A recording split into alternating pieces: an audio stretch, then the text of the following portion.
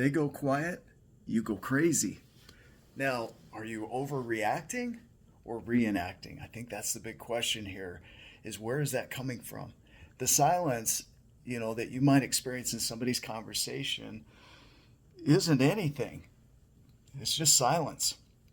And so when you get triggered or activated, I like the word activated better around this, is when your body freaks out before you can explain it with your brain, that is your alarm system reenacting something that looks very familiar and very similar to something that maybe happened in the past.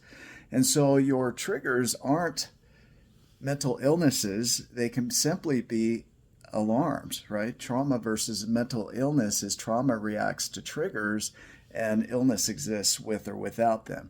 I'm not diagnosing anything here, just sharing something.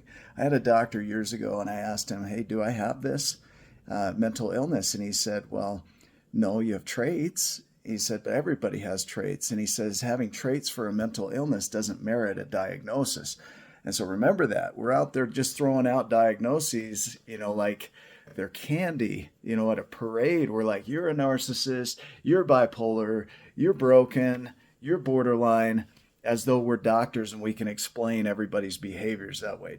Don't do that. Don't do that to yourself either, because our body has the ability to reenact some of these things. So you really just want to look at what's going on in me that's causing this. The next step that you've got to do, this is very important, is soothe the body first. Before you try and process anything, before you try and engage with something, you've got to soothe that body. A couple of tools that I use to soothe my body. One is breathing, box breathing. So breathe in for 4, hold for 4, breathe out for 4, hold for 4, and repeat that cycle. Another one that I learned is to breathe in. So pull it in, and at the very top of it, take in a big breath, like a gulp, like when you're sobbing and you know how your body just goes like that. You want to pull that into your body and then breathe out really slowly.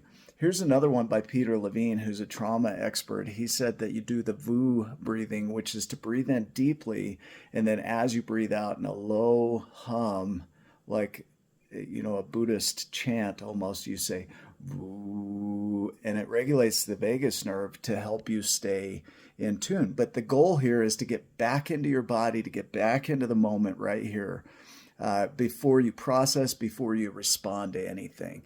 And that way you can really take a moment to consider if you're coming from your wounds, your adaptations, or your wise self. So you've got to calm down. First step, anytime you're triggered or activated, calm down first. And so ask next, who's responding here?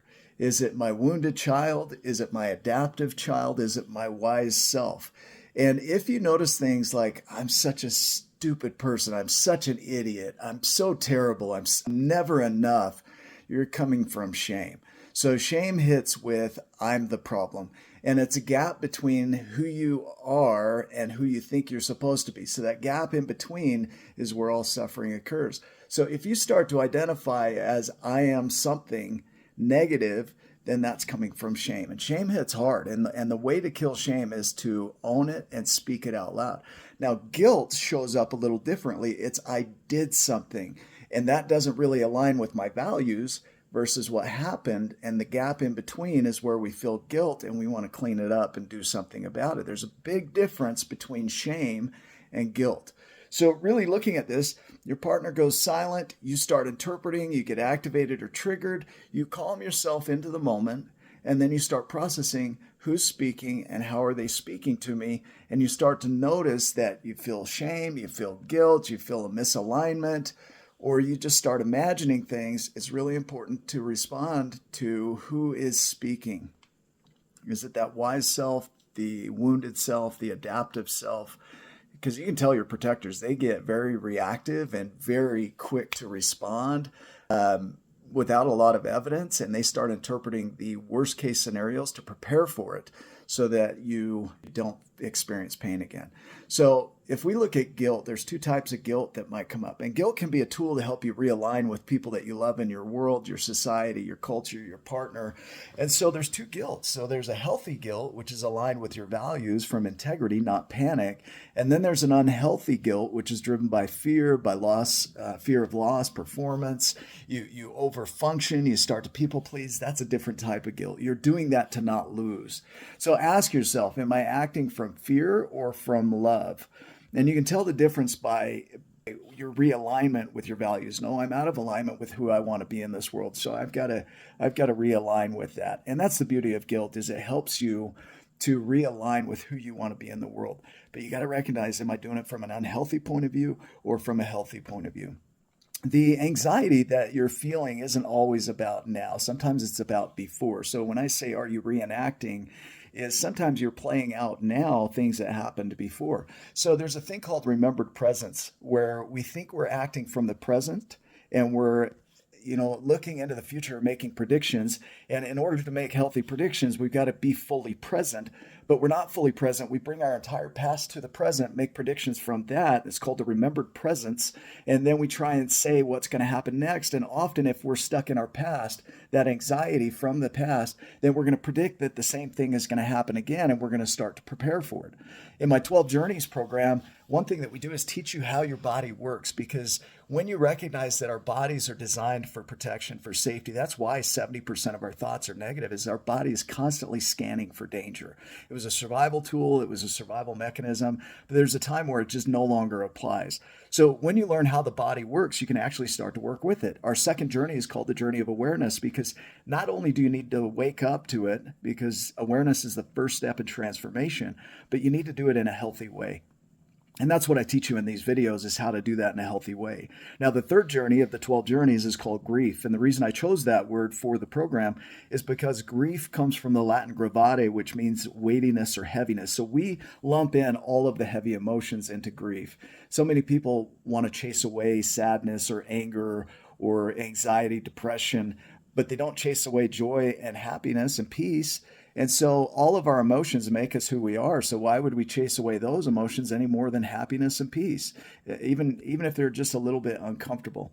The fourth journey is acceptance, which is acknowledging what is without resignation. In the journey of transformations, acceptance is the second step in transformation. And the third step is adaptation. So choosing to go in a new direction. So now that you're aware, your body's calm, you're back into the present moment, you've kind of shut down the interpretations of, okay, I could see that this part of me was responding to what I imagined was going on, and it felt very familiar with something that happened in the past. Now that you're aware of that, you can consciously choose to move in a new direction. And it's important to step in a new direction. You don't know what's going to happen next. So in our journey of uncertainty, you want to get really good at stepping into the unknown without seeing the full picture. And so here's my invitation to you, is when you get activated, when you get triggered, is to really slow down with the silence. It might not mean abandonment. It might mean pause, breathe, lead. And that's what we're trying to teach here, is self-leadership. When you can lead from the self, your inner world, then you can start to lead in your outer world, in relationship and other areas. So take a moment today to really sit with your activations. That activation means it's time to do your work. When something happens and it brings up your spiral, number one, connect. Connect with where you are in the present moment. Try and get back to the present right now. If you can't do it on your own, have somebody help you do it. I have my brother I'll call all the time, and he'll help me anchor into the present if I'm not able to do it on my own. Or I'll jump into my app. I have an app called The Mirror that I created that actually helps me to see where I'm operating from and slow down with it before I respond, so that I can see where I'm coming from, why that might be there, where it was created, and then how to re-narrate that story so that it doesn't affect me in the future. And so tools like that are very useful to get you into the present. Look at who's operating. Is it your wounded self, your adaptive, or your wise self? And then strive to respond from your wise self, because that wise self is going to eventually become habituated. It takes anywhere from 18 to 258 days to create a new habit. So you've got to give yourself time and repetition for that to be habituated. And it will. It might take a little while, but you can do it. And ultimately, that will be your operating system. So when this happens again in the future, you immediately shift into the new operating system rather than the old.